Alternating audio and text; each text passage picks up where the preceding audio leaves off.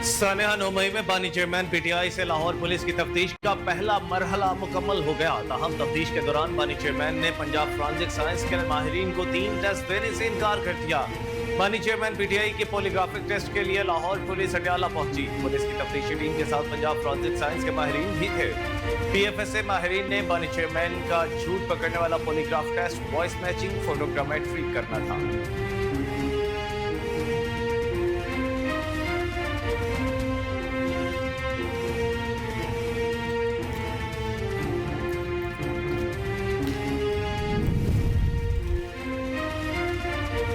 तहरीके इंतशार के सरगना ने बिल आखिर 9 मई के वाक़े में सहूलतकारी और मनसूबा साजी का इतराफ़ जुर्म कर ही लिया। विफाकी वज़ीर इत्तलात अताउल्लाह तारड़ बोले, पीटीआई की सियासत हमेशा तशद्दुद और शरपसंदी के जरिए रियासत को नुकसान पहुँचाने के गिर्द घूमती रही है।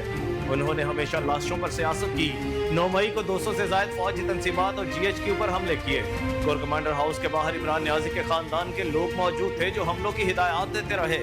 जमान पाक दहशतगर्दों का तरबियती हेडक्वार्टर्स बना रहा, जहां पेट्रोल बम तैयार किए जाते और रियासत पर हमले की तरबियत दी जाती रही।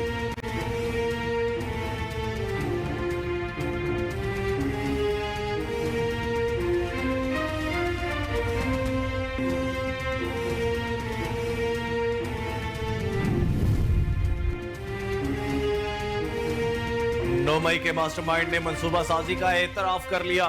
वज़ीर आला पंजाब मरियम नवाज ने कहा कि जमान पाक दहशतगर्दों का तरबियती हेडक्वार्टर बना रहा, जहां पेट्रोल बम बनाने और रियासत पर हमले की तरबियत दी जाती रही। 4 माह टांग पर प्लास्टर बांधने के ड्रामे के दौरान 9 मई की मंसूबाबंदी की गई। ये जमात नहीं बल्कि इंतशारी टोला है और इंतशारी टोले का मकसद सिर्फ सरपसंदी के जरिए रियासत को नुकसान पहुंचाना है। ये कैसा पुरअमन एहतजाज था जिसमें 200 से ज्यादा फौजी तंसीबात पर हमले हुए, एयरफोर्स के तैयारों को आग लगाई गई, कोर कमांडर्स हाउस जलाया गया और शोहदा की यादगारों की तौहीन की गई।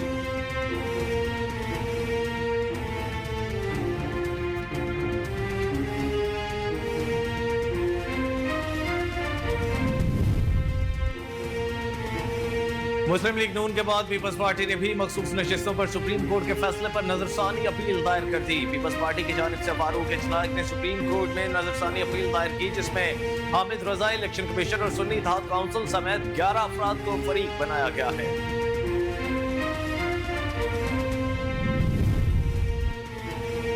वज़ीर आज़म शहबाज शरीफ ने मुल्की बरामदात को $60 अरब सालाना पर पहुंचाने का हदफ दे दिया। वज़ीर आज़म शहबाज शरीफ की ज़ेर सदारत कौमी तरक्की बरामदात बोर्ड का इजलास हुआ। इस मौके पर गुफ्तगू करते हुए वज़ीर आज़म शहबाज शरीफ ने कहा कि वज़ारत तिजारत और मुतालिका इदारे 3 बरस में बरामदात के $60 अरब के हदफ के लिए अमली इक़दामात करें।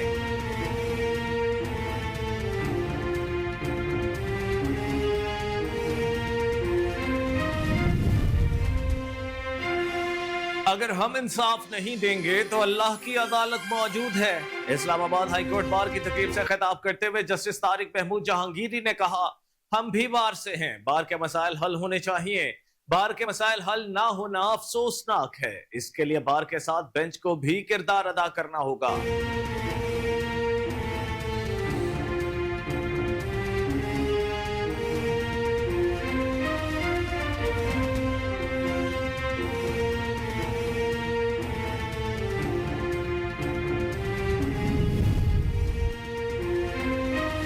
इस्लामाबाद की अदालत ने पीटीआई रहनुमा रऊफ हसन समेत पीटीआई के दीगर कारकुनान को 2 रोजा जिस्मानी रिमांड पर FIA के हवाले कर दिया। दौरान समाअत FIA ने रऊफ हसन के 10 रोज के जिस्मानी रिमांड की इस्तदा की, जबकि वकील सफाई ने रऊफ हसन और दीगर को केस से डिस्चार्ज करने की इस्तदा कर दी।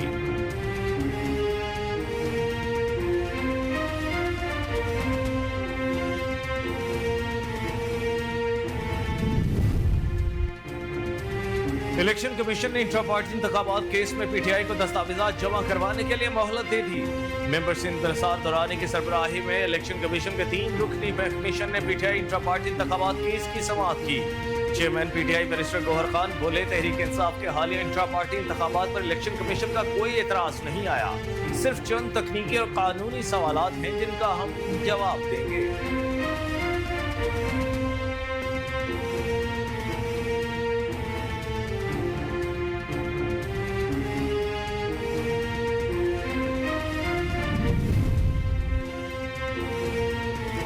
तुर्कमानिस्तान की कंपनियों को पाकिस्तान में सरमायाकारी की दावत देते हैं। पाकिस्तान और तुर्कमानिस्तान के वज़ीर ख़ारजा की मुश्तरका प्रेस कॉन्फ्रेंस से खिताब करते हुए नायब वज़ीर आज़म इसहाक़ डार ने कहा, पाकिस्तान और तुर्कमानिस्तान के दरमियान तारीखी ताल्लुकात हैं। हमने आला सतह के मुज़ाकरात और तबादलों के फ़रोग़ पर इत्तफ़ाक़ किया है। खुशी है कि पाकिस्तान और तुर्कमानिस्तान के ताल्लुकात मुस्बत सम की तरफ बढ़ रहे हैं।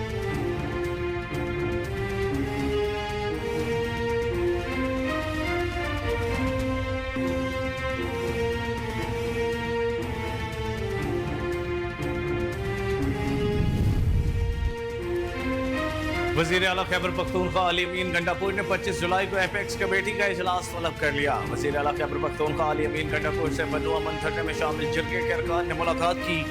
जिरगा के अरकान ने वज़ीर आला अली अमीन गंडापुर से मुलाकात करके अपने मुतालबात पेश किए। जिरगे ने ऑपरेशन अज़्म इस्तेहकाम के मुखालिफत और मुसल्लह ग्रुपों के खात्मे का मुतालबा किया है।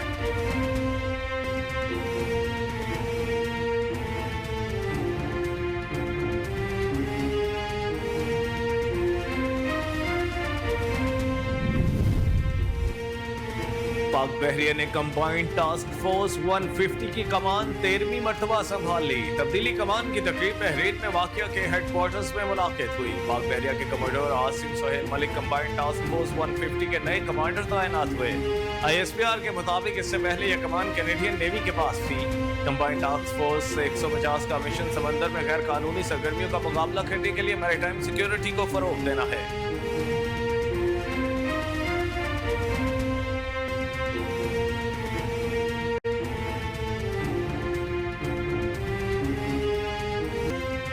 वुमेन्स एशिया कप में पाकिस्तान ने UAE को 10 विकेटों से शिकस्त दे दी। कौमी वुमेन्स टीम ने 104 रन का हदफ 15वें ओवर में हासिल किया। गुल फेरोजा ने 62 और मुनीबा अली ने 37 रन की नाकाबिले शिकस्त इनिंग्स खेली। UAE ने पहले बैटिंग करते हुए 8 विकेटों पर 103 रन बनाए।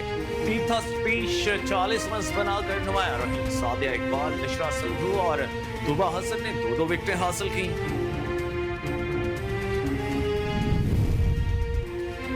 Asian Pacific African combined power lifting championship में सबसे हिलाली परचम बुलंद करने वाली सोहेल सिस्टर्स वतन वापस पहुंच गई। लाहौर के अल्लामा इकबाल इंटरनेशनल एयरपोर्ट पहुंचने पर सोहेल सिस्टर्स का ज़ीरो अकारब स्पोर्ट्स बोर्ड पंजाब के अहदेदारान समेत दीगर ने शानदार इस्तकबाल किया।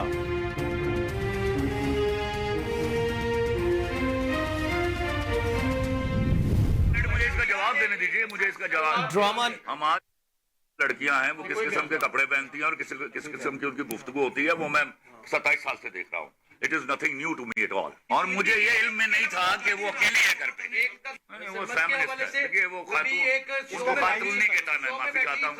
वहाँ पे आइस्टैंड है। फरमाइए। मैं इस वक्त बीमार हूँ और मुझे डॉक्टर ने 5 साल के लिए धूप में जाने से मना कर दिया है। वो ना भी मना किया होता तो हम रात को मुलाकातें करते हैं और उसमें जेंडर की तमीज नहीं की जाती कि ये खातून है और ये मर्द है। ड्रामा निगार खलीलुर रहमान खबर ने आधी रात को खातून से मुलाकात से मुतालिक कहा है कि उन्हें डॉक्टर ने 5 साल के लिए धूप में निकलने से मना किया है। बोले, मैंने मैसेज करके किसी से कोई जबरदस्ती की कोशिश नहीं की। सहाफी ने सवाल किया कि क्या पुलिस ने खलीलुर रहमान खबर से ये बात दरियाफ्त की कि वो रात की इस पहर खातून से मुलाकात के लिए क्यों गए। इस पर ड्रामा निगार का कहना था कि मैं इस वक्त बीमार हूँ और मुझे डॉक्टर ने 5 साल के लिए धूप में निकलने से मना किया है। डॉक्टर ने नहीं मना किया होता तो हम रात को मुलाकातें करते हैं और इसमें जेंडर की तमीज नहीं की जाती कि ये खातून है या मर्द है।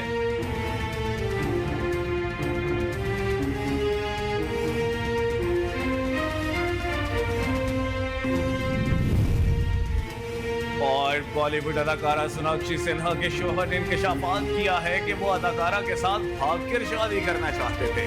ज़हीर इकबाल ने बताया कि उनकी ख्वाहिश थी वो सोनाक्षी के साथ किसी दूसरे मुल्क जाकर शादी करें और फिर वापस भारत आ जाएं। वो सिर्फ भारतीय कानून की वजह से रुक गए क्योंकि भारत में ऐसी शादी को कानूनी हैसियत नहीं मिलती। सोनाक्षी सिन्हा का कहना था कि वो हमेशा से करीबी रिश्तेदारों की मौजूदगी में एक मुख्तसर सी तकरीब में शादी करना चाहती थी।